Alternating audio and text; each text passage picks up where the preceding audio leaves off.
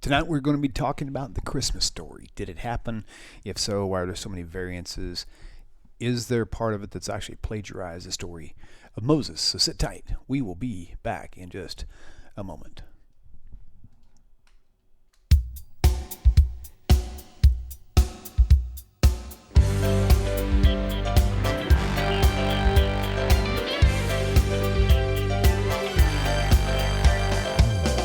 Welcome to Tanakh Talk.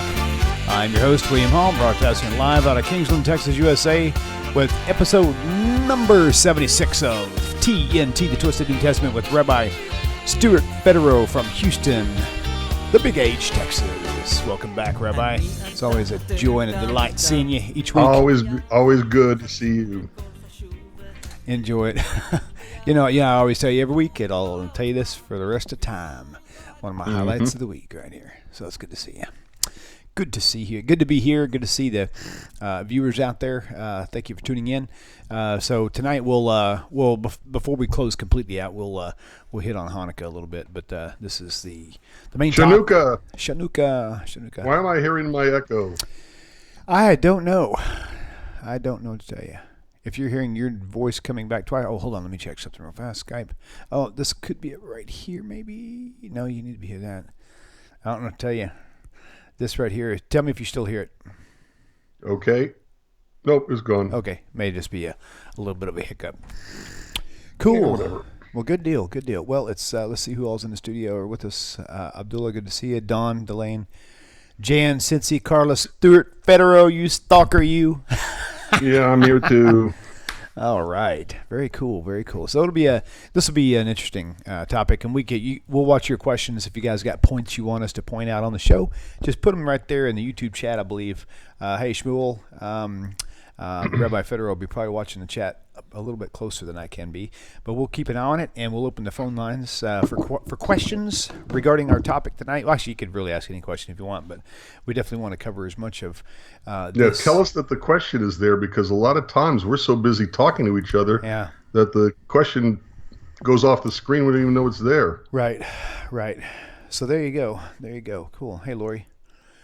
Good to see everybody there. Man, that's really cool. Very nice. So, okay, so we'll go ahead and kick this thing off. I'm going to open the phone lines up right now as we speak and reject an upload they want me to do. Remind me later. Very good. So now that is open. Music is paused so I could turn the ringer up. All right, good deal. So, one of the things that really made me think I was kind of really curious about a lot more than normal was the story that you mentioned to me on the phone earlier regarding the babies, and even the whole point about their geographic location is quite interesting as well. And so I'm kind of interested to see if there's some feedback from one of our audience members or someone. Man, this thing came untied. Hey, this is Little Redneck Studio stuff. Actually, you can't. Okay, see this right here? I don't know if you can see it right here. Ooh. Right along here, you can see some green reflection there. It's actually up here too. It's because this is shiny, and this stuff here is kind of matte finish. It kind of covers. Oh yeah. It kind of covers it up, and now it's going away. I can't do it. Yeah, it's really bright too. So anyway, sorry for the distraction. Just a few little studio tricks here. I'll deal with it later. That's okay. That's about to fall off. Nobody cares if there's a little green there. There you go. Well, we'll go and take our wingy dingy. Wingy dingy. All right. What's up, Shmuel? Welcome back to the show, brother. How are you? Howdy. How are you? Turn your microphone down, or your computer monitor down, if you don't mind, Shmuel. Hey, I thought I might share a nice Christmas story with you guys. It's sort of an anecdote kind of thing, and I heard this actually from somebody, and I think it might be appropriate for the topic of the show.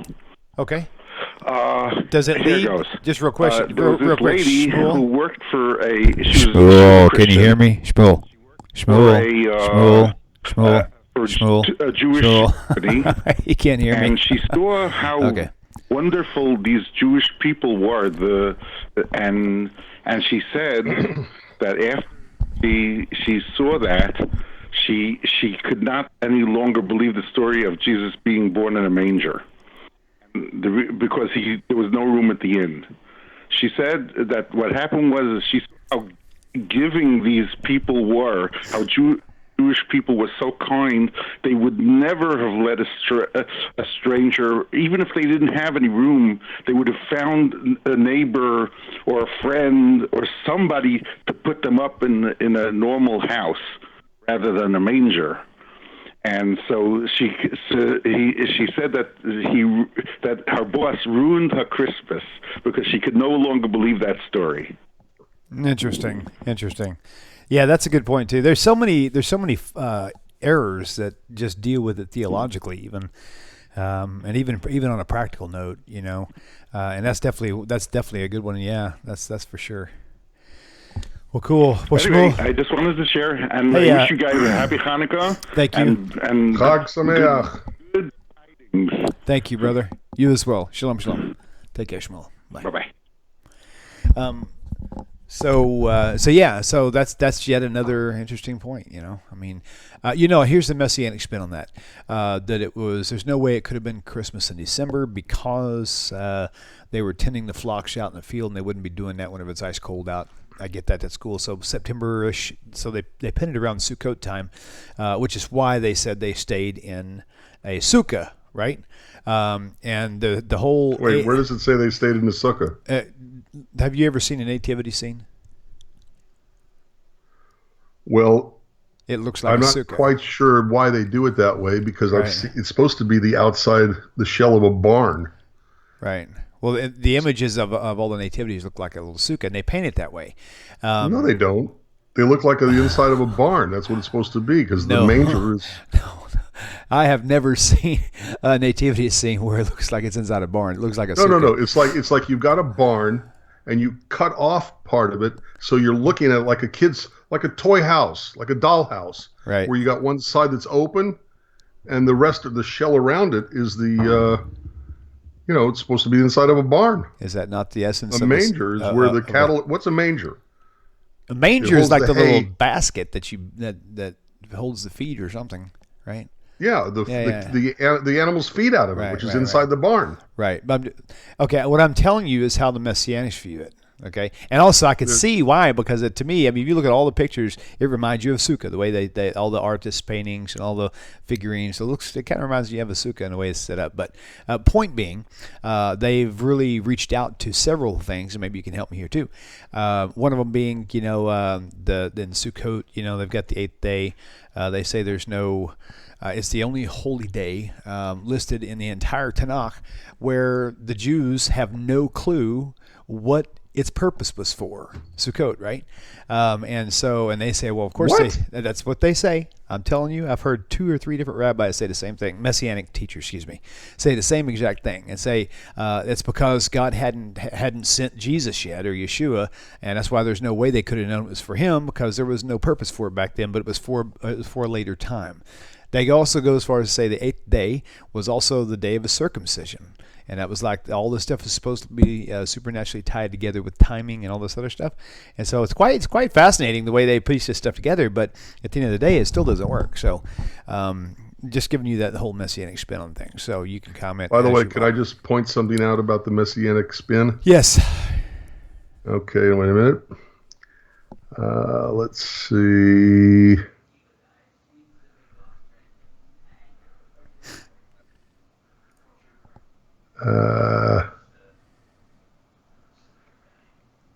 The activity scene. That's funny.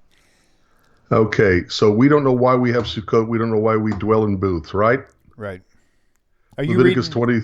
Are you reading this on chat, or is that what you're just repeating what I said? I'm repeating what you said. Okay, I'm looking at Leviticus chapter 23. Okay, cool. Hang on, I'm gonna pull it up. Verse 43. Okay, Leviticus 23. Bada boom, bada bang. Verse 42, let's say. 42 in English. Anglit. You shall dwell in booths 7 days. Let me put it up on screen, just because it's pretty that way. You shall dwell in booths 7 days, and all that are Israelite born shall dwell in booths, that your generation may know that I made the children of Israel to dwell in booths when I brought them out of the land of Egypt. That's funny. How weird. Yeah. Good. Right. Just thought I'd show that to you. Yeah, that's cool. Neat. Makes you wonder if the three Messianic teacher rabbis were students of each other. Yeah, well, they weren't students of real rabbis. I think they were all students of Gamliel. Just a thought, maybe. Yeah, right. That must be it.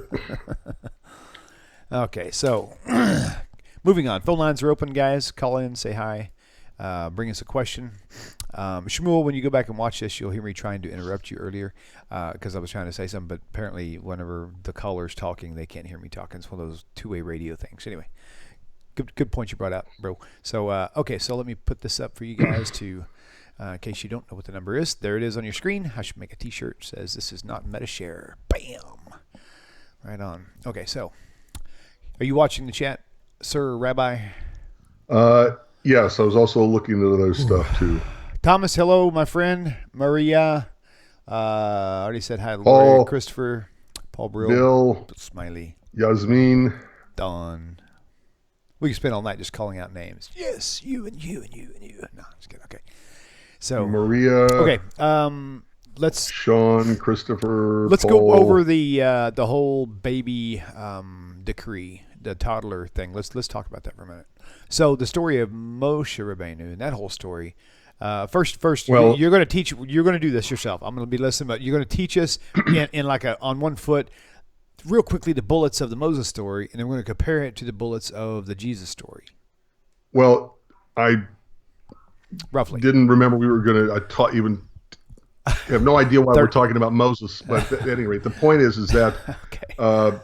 Moses. Look, you have to remember that when they wrote the New Testament, they didn't know the history of Jesus. They didn't know the background. They didn't know anything. They had to make it up.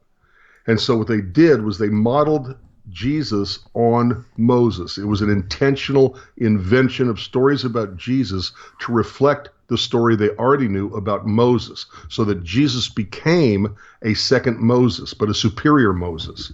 So, for example, they write about Jesus giving a Sermon on the Mount. Right. Well, who else gave a Sermon on the Mountain? And that is, of course, Moses on Mount Sinai, okay, or at the end of his life where he's preaching to the people and reminding them of their history.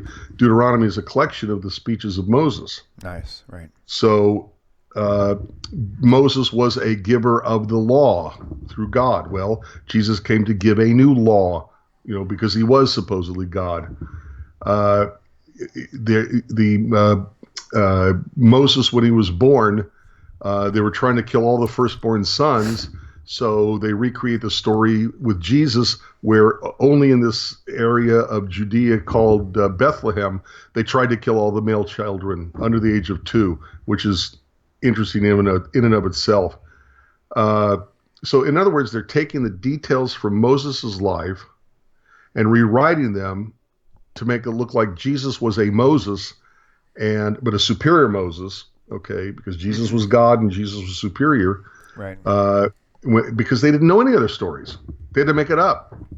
So they're using the Hebrew scriptures like an architect creates a blueprint and the construction workers invent the building of Jesus based on the drawings of that they find in the New Testament. That they find in the Hebrew scriptures. People, you cannot take the gospel stories as the gospel, if you pardon my pun, right? My joke. You have to remember that they were invented stories, and what would they have to base it on? Obviously, the Hebrew scriptures. So that when they invent the stories of Moses, when they invent the stories of Jesus, they're using the stories about Moses as a blueprint to construct stories of Jesus. It's really that simple. Yeah, that's true. Wow. And there's a lot of problem. For example, in Matthew chapter 2, okay, take a look at all of chapter 2. All right, Matthew chapter 2. Okay. Put that up. All right. So in Matthew chapter 2. You want the Hebrew version? I'm just kidding. Go ahead. Yeah, funny. That. Someday that would be an interesting topic in and of itself. But look, don't even turn back to it. But Matthew chapter 1, verse 18 begins, now the birth of Jesus happened in this way. Okay. Matthew chapter 2, Okay. Now, when Jesus was born in Bethlehem, okay, it's not talking about a period 2 years later. Matthew presents the stories of the birth of Jesus at his birth. So there's a whole approach that Christians take to the Matthew variations from Luke. You know, why Luke and Matthew don't agree on a lot of things is because, Matthew, you know, he was writing 2 years later, and Jesus was already 2 years old. You know, that's why they wanted to kill the children below the age of 2, because anybody below the age of 2 could have been could have been Jesus. Well, first of all, if they knew Jesus was born 2 years earlier, then why not kill only 2-year-olds? Mm-hmm. Why kill anybody 2 years and younger? So they're just covering their bets. And remember something. You got Matthew 2 up. Take a look at. Let's just start at the beginning. Now, when Jesus was born in Bethlehem of Judea in the days of Herod the king, behold, there came wise men from the east to Jerusalem, saying, "Where is he that is born King of the Jews? For we have seen his star in the east and are come to worship him." When Herod had heard these things, he was troubled with all Jerusalem with him. Okay, wait a minute. Herod knew nothing about this Messiah being born until the wise men from the east came to him and said, "Where's this kid?" So this whole thing is so messed up. First of all, it says that they were kings in the east, okay, from the east to Jerusalem. And they say, "We have seen his star in the east and are come to worship him." So they were east of Jerusalem and they saw the star in the east. Now, maybe they're saying that the star was east of Jerusalem and therefore would have to have been between, the star would have had to have been between Jerusalem, the way you're facing, Jerusalem and Bethlehem. Okay. Well, that would mean it would be so low to the ground to be able to be seen that everything would have burned up. Right. Because it would have to have been between the two, between Jerusalem and Bethlehem. So it's just, from the whole beginning, there's something really weird going on. It doesn't make any sense that they're in the east, but they saw the star in the east. Right. You know, you said something once before that's always baffled me is, I mean, how many of you viewers out there can actually walk outside in the pitch black and point above your head and tell which star is directly above your head? Now, granted, you didn't say it that way, but that's kind of the idea. How can you see when a star is directly above your house? You can't. And when you're talking about the stars, no matter where they are, yeah, okay, they're billions of miles from us. Right. Light years from us. So how fast is that star going to move and go slightly southwest from Jerusalem to be at Bethlehem? Southwest? Yeah, I think it's southwest of Jerusalem. You know how many billions of miles just to move 1 degree in the sky, how fast that had to have moved? You know, obviously it couldn't be a star. Some people say, well, it was the planet. You realize how far away the planet Jupiter is? Or the planet, whatever planet they want to pick. So the idea that it's going to move around in space is really weird. Right. This whole thing is weird. Okay. Notice another thing. Matthew and Luke don't agree on so many different things. Okay. Notice that Matthew is speaking about everybody's living in fear. Oh, that's another thing that we said. Okay. It says, when Herod, this is verse 3, when Herod the king had heard these things, he was troubled, and all Jerusalem with him. Wait a minute.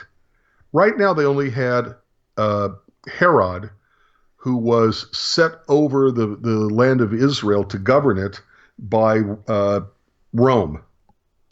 Rome had taken over the land of Israel in the year 64, give or take, BCE. So 64 years before Jesus is born, Rome owns the land, runs the land, and they're ruthless and they're horrible, and we know it.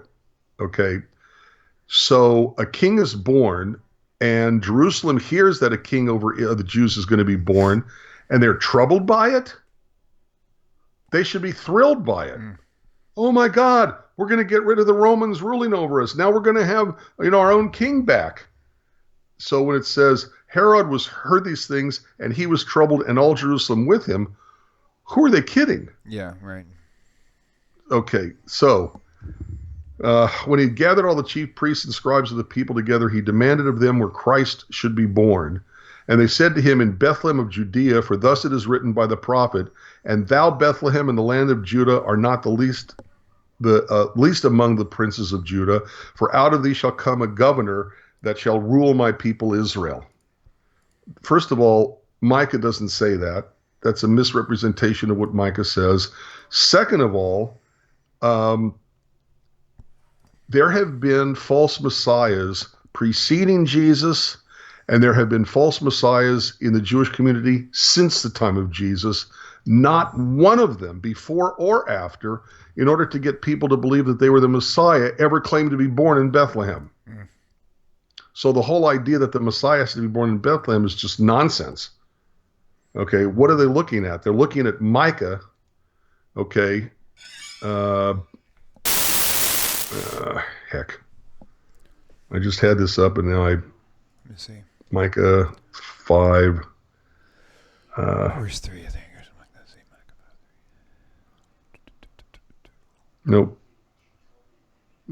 It's verse 2. Okay, but thou, Bethlehem Ephratah, though you are as little among the thousands of Judah, yet out of you shall come forth the one who is to be ruler in Israel, whose goings forth have been from of old, from everlasting. And where does it say anything about a Messiah here? It talks about a ruler in Israel. All the kings come out of Bethlehem because all kings have to be a descendant of King David, and King David was born in Bethlehem. This has nothing whatsoever to do with a messianic ruler, except insofar as the Messiah has to be born in the tribe of Judah, which is the same tribe as King David, and they have to be a descendant of King David, so their ancestry goes back to Bethlehem. Right. That's all that's saying. Wow.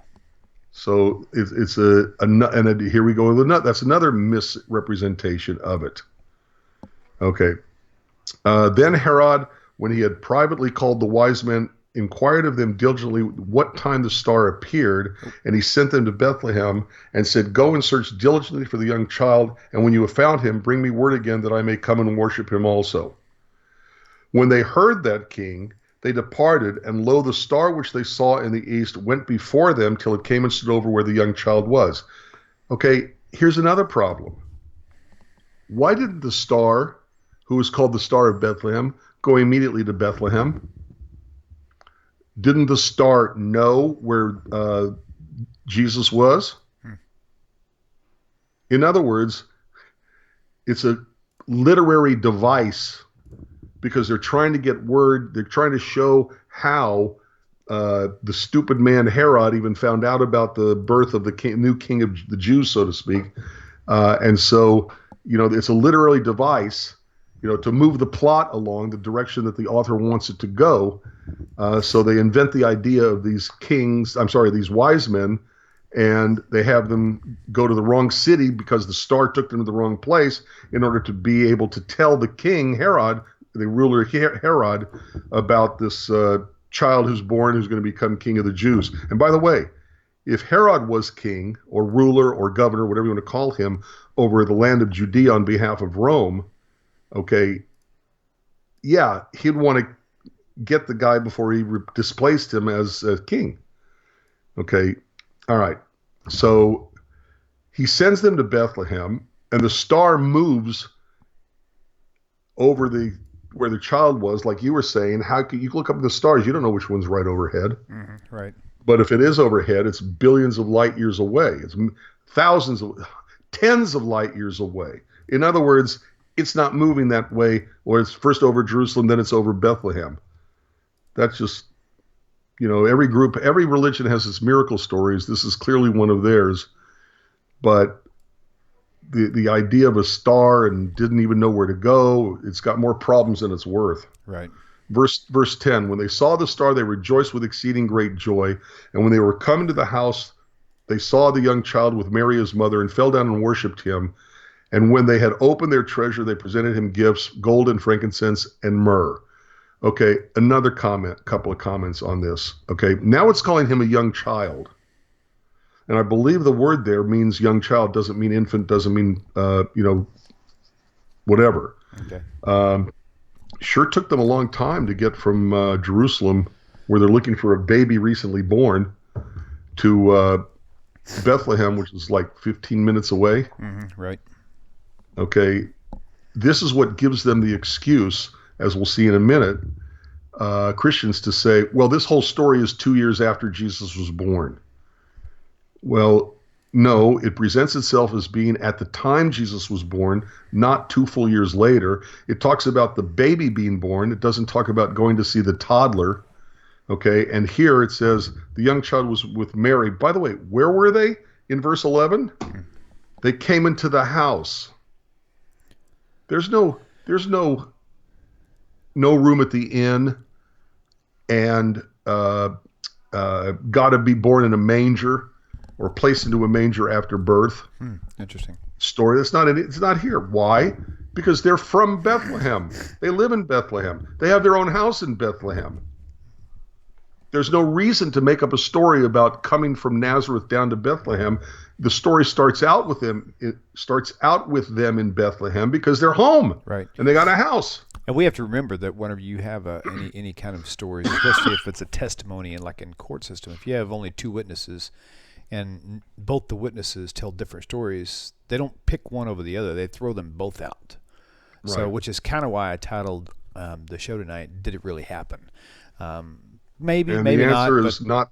There's no evidence of it whatsoever. I mean, it's not. And by the way, where's the evidence anywhere else on planet in anybody's writing that all of a sudden there was a star that showed people how to get to Jerusalem and then to Bethlehem? It doesn't exist. Okay,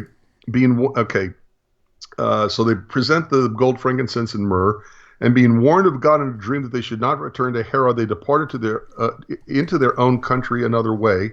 And when they were departed, behold, the angel of the Lord appeared to Joseph in a dream. Arise, take the young child and his mother and flee to Egypt, and be there until I bring you word, for Herod will seek the young child to destroy him.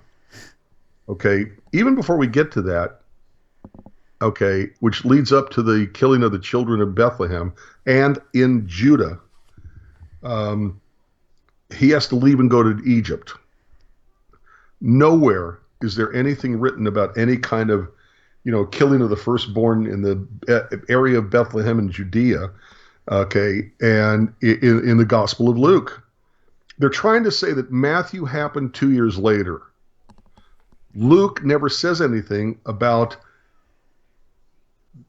staying in Bethlehem long enough to be able to buy a house and live in it, which is why Matthew says, they came to the house in verse 11. Luke also says absolutely nothing about them going into Egypt. According to the Gospel of Luke, they start out in Nazareth, come down to Bethlehem because of a census, which is a weird thing to begin with, and then they go back up to Nazareth. There's no going to Egypt. There's no going from Bethlehem to Egypt to Nazareth. It's not there. Luke doesn't talk about it, but we'll get to that in a minute. Okay. So verse 14 of Matthew, when he arose, he took the young child and his mother by night and departed into Egypt, and was there until the death of Herod, that it might be fulfilled which was spoken of the Lord by the prophet, saying, out of Egypt have I called my son. Now, we'll get to that in a minute, the whole fulfill a prophecy. But my point is that if this was a prophecy that Jesus had to go into Egypt so that he has to come out of Egypt to fulfill a saying of coming out of Egypt, where is that story in Luke? According to Luke, it never happened. Right. And if Matthew is correct that this is a prophecy, then according to Luke, Jesus never fulfilled this prophecy because he never went to Egypt in order to come out of Egypt. Follow what I said? Yep. Okay. Now we know real quickly, out of Egypt have I called my son is a quotation from Hosea chapter 11 verse 1. Hosea chapter 11 verse 1 explicitly is talking about Israel as a child. When the people of Israel became one people. Until the exodus from Egypt, They were the descendants of a single family. But in order to make them a nation and make them a community, a peoplehood, okay, it happens when they go out of slavery from Egypt into freedom. So Hosea 11 says, when Israel was a child, I loved him, and out of Egypt I called my son. So why does Hosea have the audacity to call the people of Israel a child of God? It's because God himself calls the people of Israel God's firstborn in Exodus chapter 4, verse 22 and 23. Exodus chapter 4, verse 22 and 23, you shall say to Pharaoh, thus says the Eternal, Israel is my son, my firstborn, and I say to you, let my son go that he may serve me, and if you refuse to let him go, I will slay your son, even your firstborn. So Hosea is talking about Israel as a child, meaning when the random descendants of a single family become a nation, a people of Israel, when they were a child, that means when they first became a nation, was at Egypt at Mount Sinai. Okay, and when they were coming out of the Exodus is what this is referring to him. Out of Egypt have I called my son, and Exodus explicitly says that the son that came out of Egypt when Israel was a child, as Hosea 11:1 puts it, is the people of Israel. Okay, so. Okay. Yeah, okay, the whole thing doesn't make sense. Now we come to this story. This is verse 16 back in Matthew. Then Herod, when he saw that he was mocked of the wise men, was exceedingly wroth, and sent forth and slew all the children that were in Bethlehem, and in all the coasts thereof, from 2 years old and under, according to the time which he had diligently inquired of the wise men. Okay, the problem with this, and then maybe we'll go to the phone call, okay, is that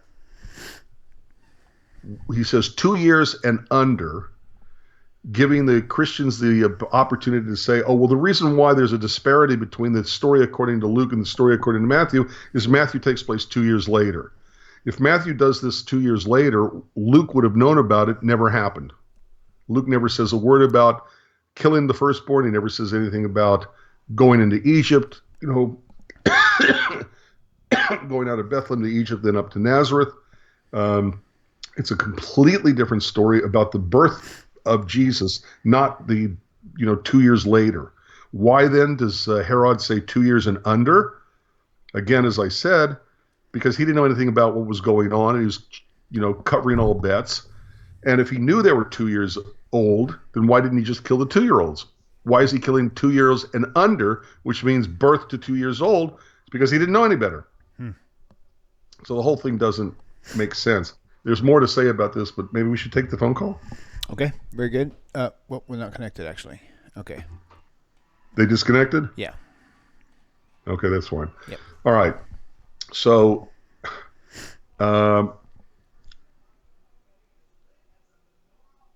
okay, so let's see. According to time, the diligently inquired of the wise men. So verse 17. Then was fulfilled that which was spoken by Jeremiah the prophet, saying, in Ramah there was a voice heard, lamentation and weeping, and great mourning, Rachel weeping for her children, and would not be comforted because they are not. Forget about the translation. The point here I'd like to make real quick is that it wouldn't be Rachel weeping for her children in this area of Israel. Judea and Bethlehem would have been Leah, the mother of these children. So it's a misapplication of this verse from Jeremiah. Okay.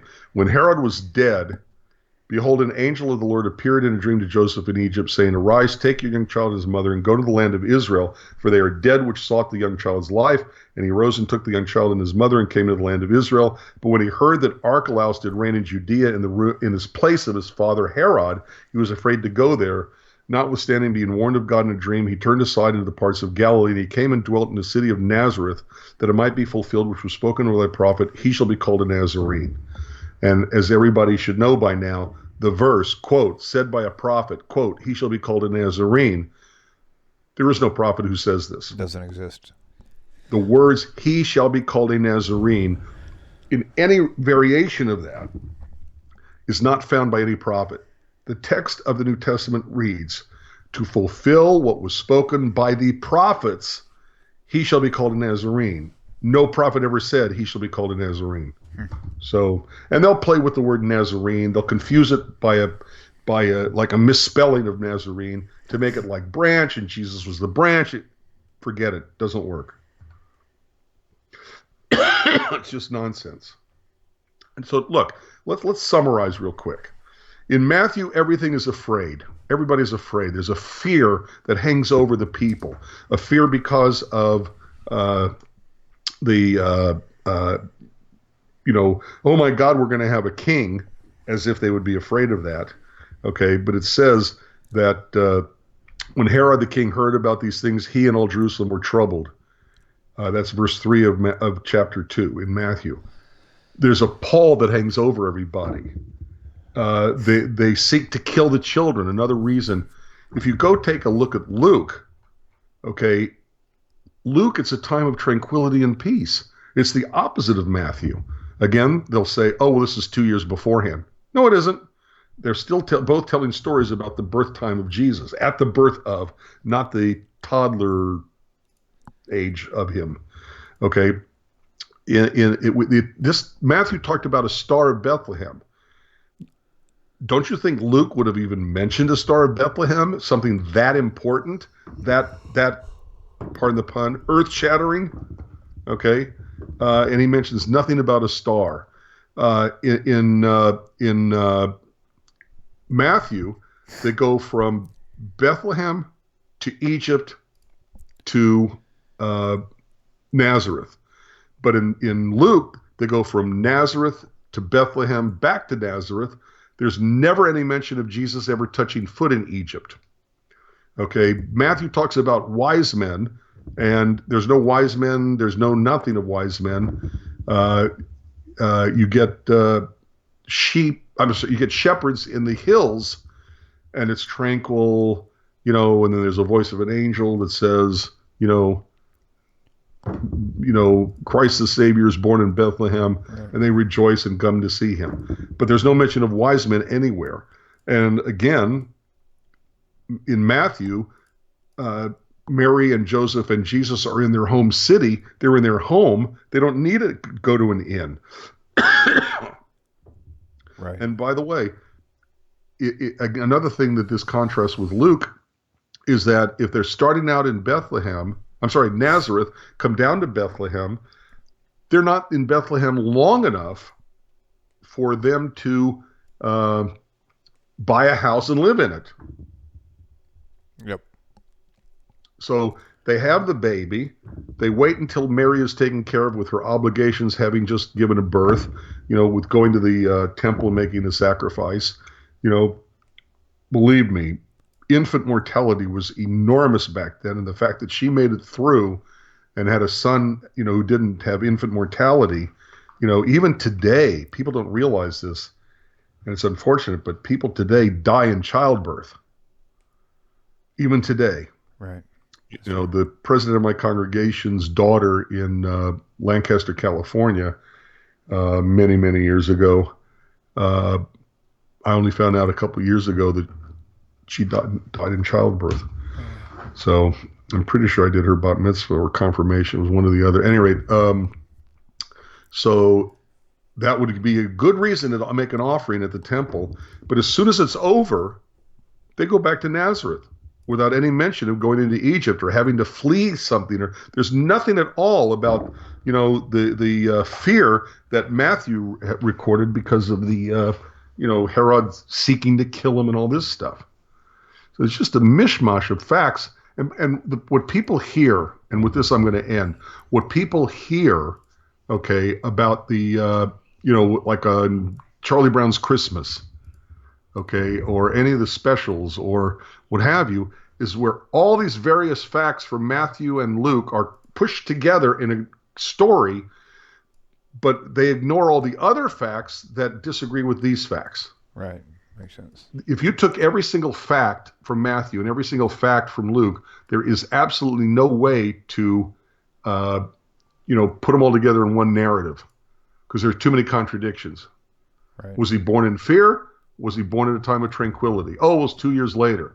But Matthew makes it clear he's talking about the birth of Jesus, not 2 years later. Right. And if it's 2 years later, it would have been recorded in Luke, but he says nothing about the differences. It's nothing about it. So it's just people, they had to create a story about Jesus because every god or goddess of the ancient of the Greco-Roman world had their own fancy birth story. So they made up a birth story about Jesus. Okay, with that, I'm ending. Does that cover everything, you think? Yeah. I don't think. I mean, we didn't actually go to Luke and look at the verses, but you can. No, that's fine.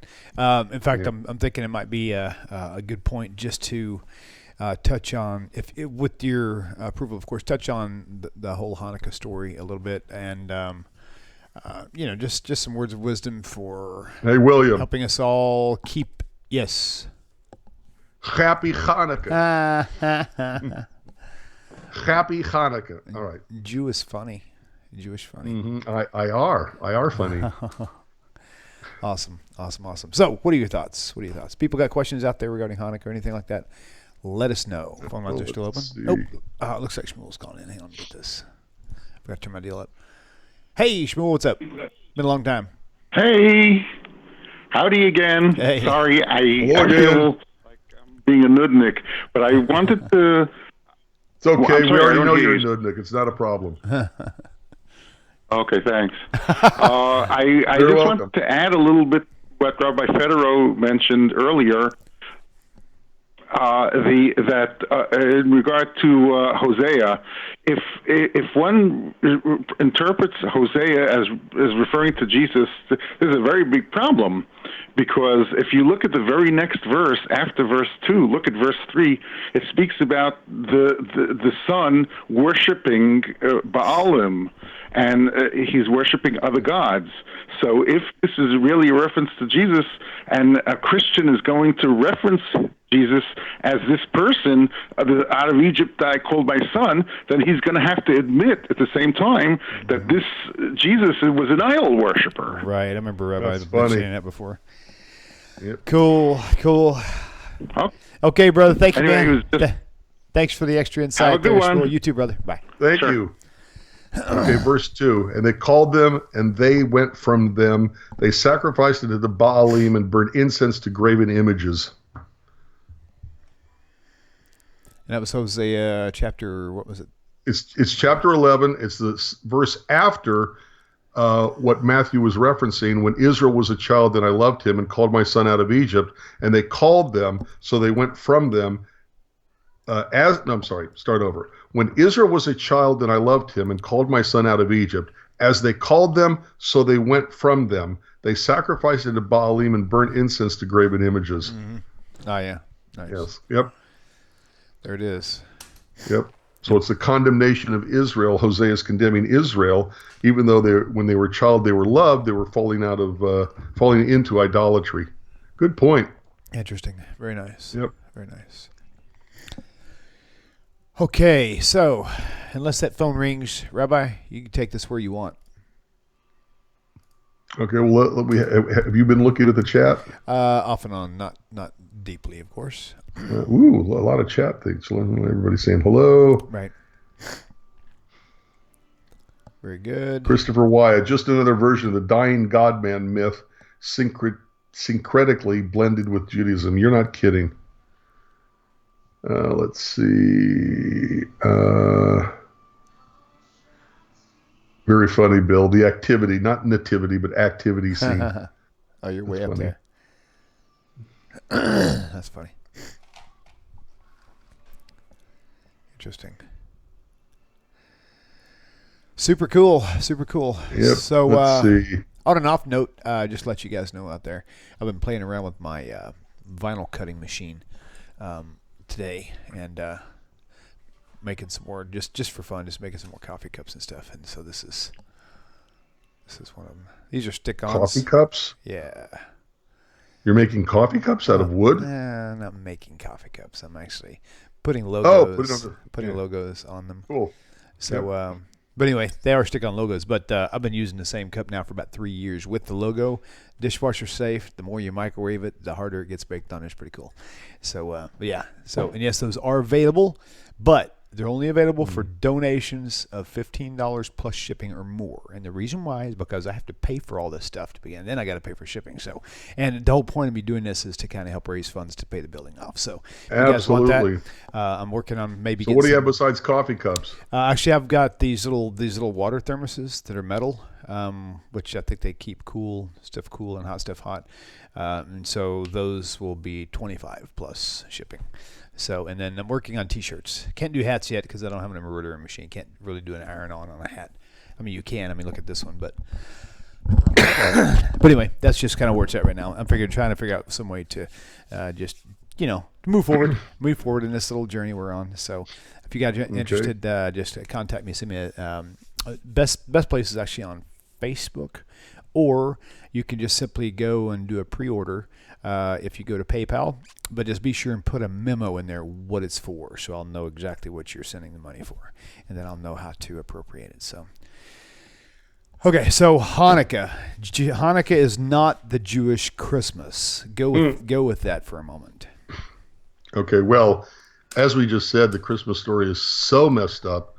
There's no way you can trust the New Testament to tell us anything about Christmas. So, of course, Hanukkah is this historical event. It celebrates the events of a history, okay? And it's found in the books of 1st and 2nd Maccabees in the Apocrypha. It's not part of our Bible. A lot of reasons for that. The originals that we have were all written in Greek. And my analogy, William, is this. If you go to if you go to Washington, D.C., and you go to where they have the Constitution and the original Declaration of Independence. It's held in very special containers, and it's in xenon glass. It's encased in glass, which is filled with xenon. So the text will not fade and will not be affected by the elements, right? Okay. So if there was a letter written in French in France, okay, about somebody who's going to be important in the United States, would that letter be held as important as the English original copies of the Constitution and the Declaration of Independence? No. For that reason, if it's originally not, if the story was not originally in Greek, in Hebrew, like these are in Greek, they're going to be rejected from the Tanakh. So it's very simple and obvious why they weren't put in the Tanakh. Right. And at the time period, the timing is bad. The timing of the Maccabees is, I'm bad at math, so 2018 and 160, let's say 5, 8 and 5 is 13, 6, 7, 8, 185, about 2,185 years ago, give or take. 2,183 years ago, give or take. And it's a matter of history. We know exactly what happened. We also know why. 300 years before the events of Hanukkah, Alexander the Great had taken over the known world. And he had an enormous amount of territory. When he died, the empire was divided up into 3 groups. The Seleucus, not sure I'm pronouncing that correct, was a general under Alexander the Great. I just had his name and now it went out of my head. Egypt, he's the one responsible for the translation of just the Torah into the Greek. Starts with a P. I can't think of his name.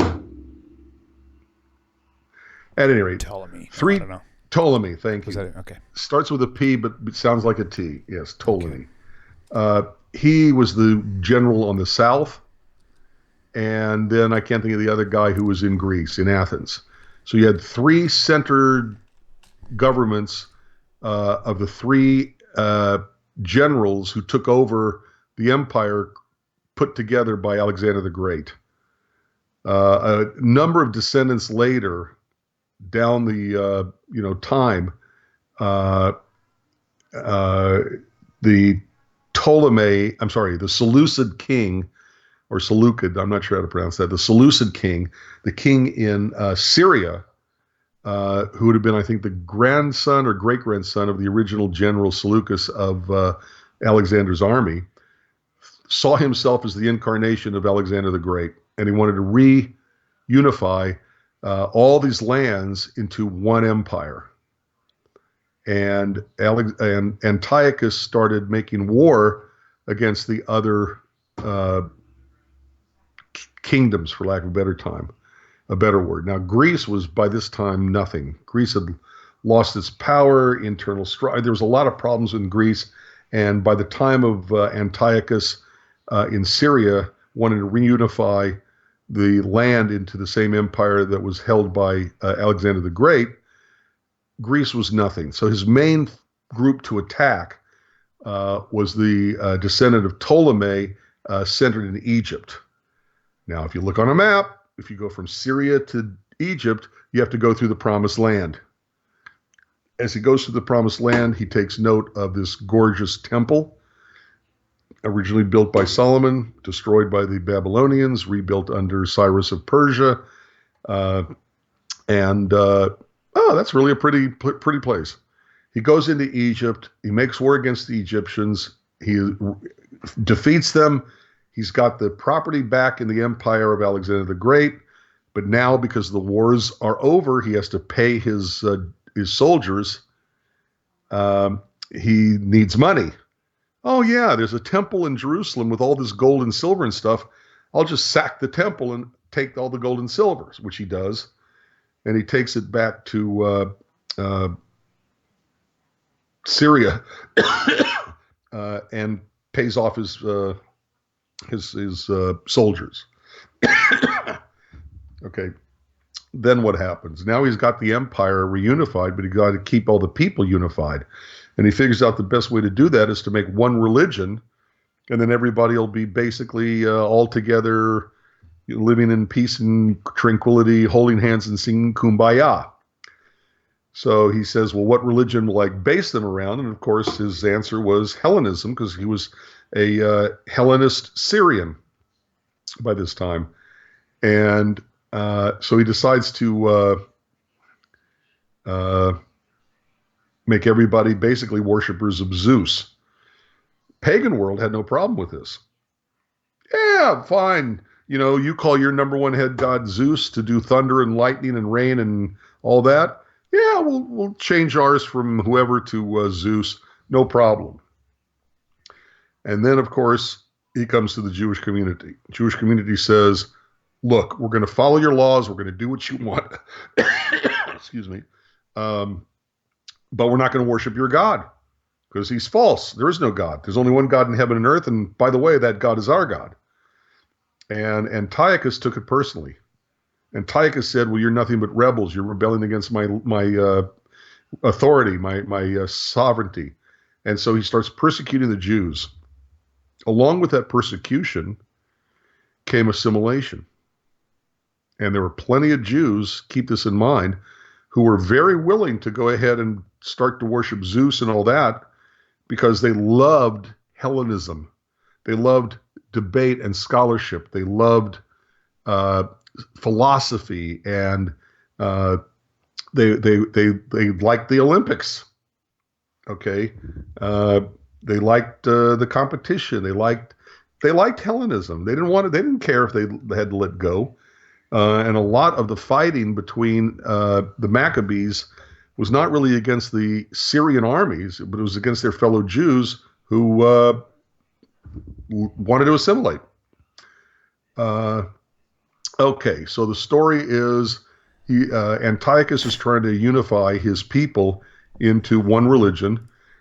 He sends his soldiers out to go to the various towns and cities and villages, get somebody from the leadership to worship Zeus in front of everybody, and everybody will comply. They'll say, oh, if our leader did it, it must be okay, we'll do it too. Which is basically what happened until they came to a city called Modi'in, which still exists. And in Modi'in, they went to Mattathias and asked him to worship Zeus. The thing about that is he was an elder. Go ask him. Now, you would think when he said, no, I'm not going to do that, that they would kill him.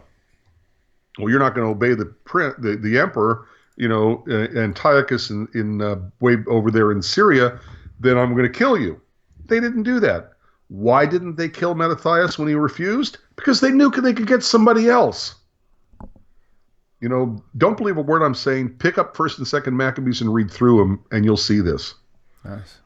So Mattathias sees this Jew who's willing to sacrifice to Zeus. And by the way, what does it mean to sacrifice? Pick up the Bible and read it, and you'll see that sacrificial system was basically, you kill the animal in honor of the god.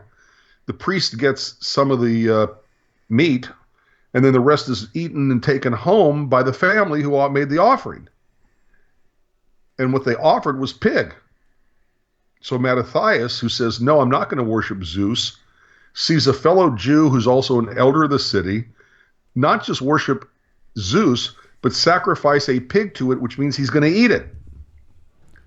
And he gets inflamed and incensed, and he kills the Jew, and he kills the soldier who was trying to, get him to do the same thing. And that means that the first person killed in the Maccabean uprising against the Hellenized Syrians was a fellow Jew willing to worship Zeus.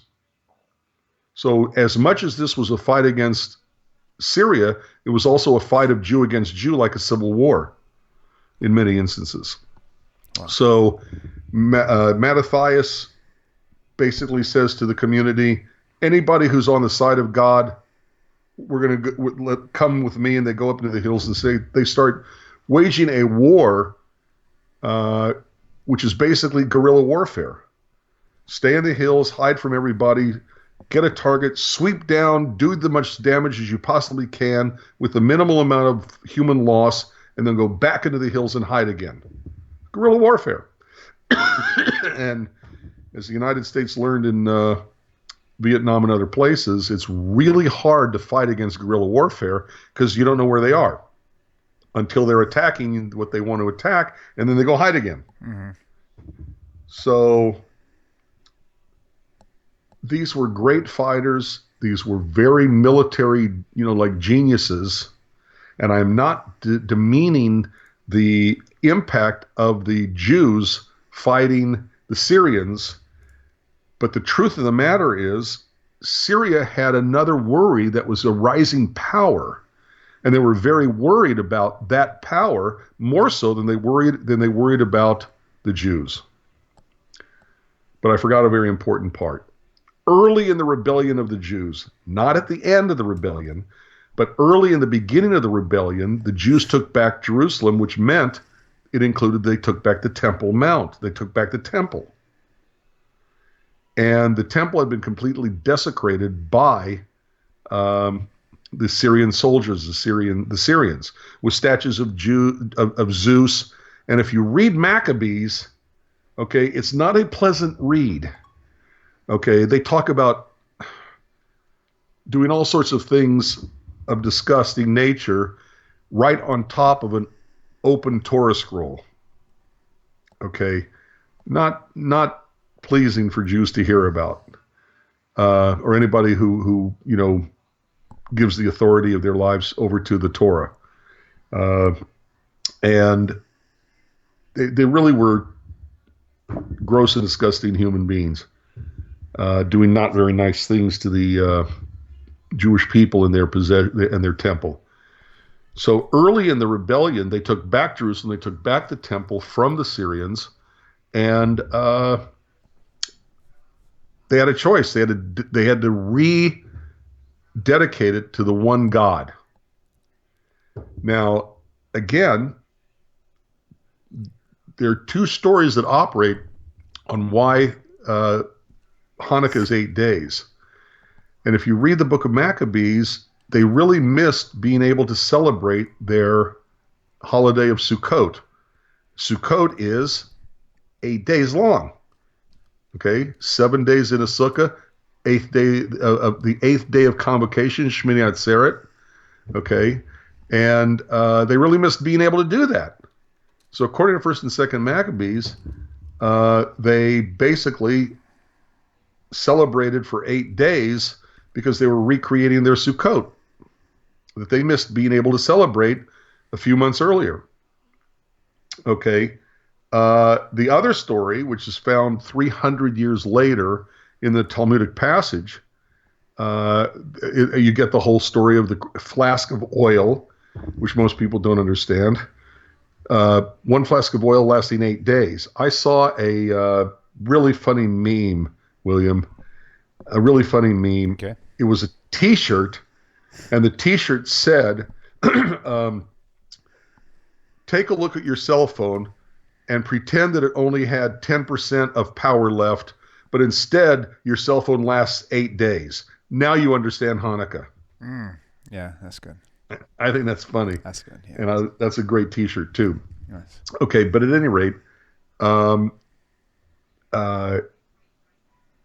the flask of oil was only supposed to last 1 day, and it lasted 8 days.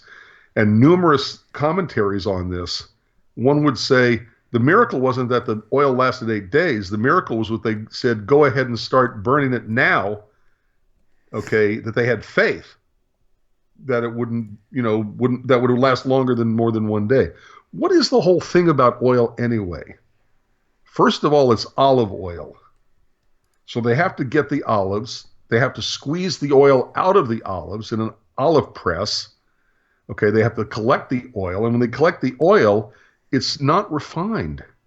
There are a lot of impurities in it. And so you have to refine it. And then not only do you have to refine it, you have to do what we call in the modern terminology, homogenize it so that it burns evenly. Otherwise, your flame is going to flicker. You don't want that. Okay, you can't have a flickering flame on Shabbat because it goes off, it goes out and then on and then out and then on, and that's what flickering is. Okay. You can't have it turn back on Shabbat. That's lighting a fire. Interesting. And right, the point is it also has to be homogenized so it burns evenly. It has to be prepared, and you can't do that in an hour.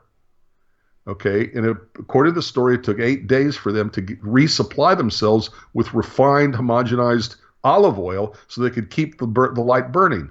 What light are they talking about? Leviticus 24, verse 1. Okay, Leviticus 20, where'd it go? 24. Okay. And the Eternal spoke to Moses, saying, command the children of Israel that they bring into you pure olive oil beaten for the light. That's what that means. Homogenized. Like you do an egg when you beat it. Okay. To cause the lamps to burn continually. Continually means that they don't go out. And if it went out like a flicker, it would mean it would go out. Come on, go out. No, that's not burning continually. So it has to be purified and homogenized. Pure olive oil beaten for the light. And it'll be outside the veil of the testimony in the tabernacle of the congregation. And basically it's the eternal light that they're talking about. And it's Leviticus 24. It's explained in the second verse. Okay. So according to this story, in the Talmud, and I think it's as late as the Gemara, it gives the story of this oil lasting 8 days. But that was early in the rebellion. It wasn't at the end, okay, we got a temple back, we're done. There was still wars to be waged and freedoms to be, people to be liberated. Okay. And I don't want to demean the phenomenal fighting of the Maccabees, but the truth of the matter is Syria had bigger fish to fry. You've got this itty-bitty little country with this band of guerrilla warfare people centralized in only one family who's wreaking havoc with their military victories on the Syrian army. But more importantly to the people of Syria is not this little bitty country. They're not going to make war in Syria. They're just trying to protect their own land. But a rising power is now on the horizon, and Syria has to worry very much about that country, and it's Rome. Rome is on the rise.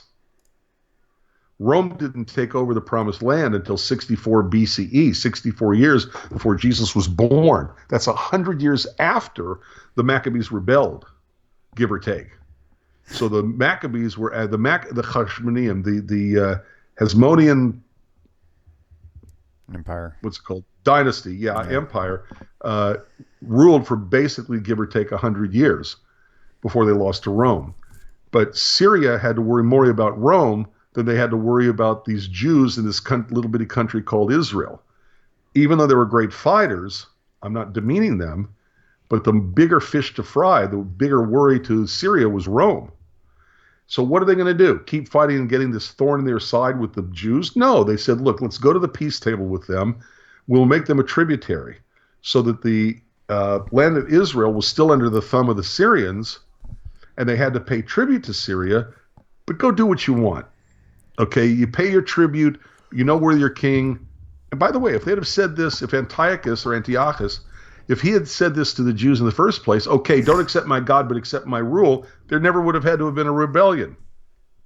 But he took it personally. In a nutshell, that's really the story of Hanukkah. That's really basically the story of Hanukkah. And I may have missed a lot of details and mixed up some things because, I'm talking off the top of my head. But go read it yourself. Go read it yourself. That was nice. Okay? It was like listening to a little history lesson. I like that. Well, yeah, and history, I hear the word history and, sorry, I fell asleep. I know, there are historians out there who will resent bitterly my saying that, but history's never been my long suit. Gotcha. By the way, David Solomon, in1hour.net. Brilliant. In1hour.net. You guys want to write that down. Wait, what? In1hour.net. He's like Is the word one or is the number one? It's all spelled out in words. INONEHOUR.NET. I'm putting it on YouTube chat right now. Okay. What is that? That's David Solomon is a Jewish historian, and he actually worked with Rabbi Singer for a little while early on, and he's just brilliant. The website's got all these lectures and stuff. He does timeline type teachings. It's really cool. Cool. Yeah. So he'd probably give a better rendition than I did. Mine is off the cuff. It's different. I wouldn't say I actually better. didn't know we were going to talk about Hanukkah tonight. Oh yeah, that's cool. So, but yeah, you can actually go down. You can actually download like MP3 files and listen to them in your car. So it's pretty cool. It's very cool. Watching the videos is better because you can actually see him write and you can see where he draws on the timeline. It's really helpful that way. But it's all good in the hood. So, well, cool. Well, I think we are about wrapped up, my dear Rabbi. And so, okay, that's fine. Cool. So we will. Once again, we weren't paying attention to the chat. I have no idea what went on. Right. Hello. Let's see. Yeah. There you go. Yeah. So cool. All right. Well, we'll see you guys next week. Same time, same place. Rabbi, you have been instructed by one of our viewers to get you a cup of water. Anyway. I know. I had a bad head cold a few weeks ago. It was for my head, my sinuses, to my throat. Now it's in my chest where it'll stay for a few months. Oh, no. And then it'll go away. No. That's the classics winter. So. Unfortunately, you need to go to the doctor, get some antibiotics or something. So, cool. Yep. All right. Well, thank you all for tuning in. We'll see you next week, God willing, same time, same place. And don't forget to subscribe to the YouTube channel and turn on the notifications. So, And there you go. All right. You guys have a good one. Rabbi, love you, man. We'll talk to you later. Shalom, shalom. Love you. Bye. Bye. Now, how come that didn't work? It worked 3 times a day. There it goes. Take care. See you later.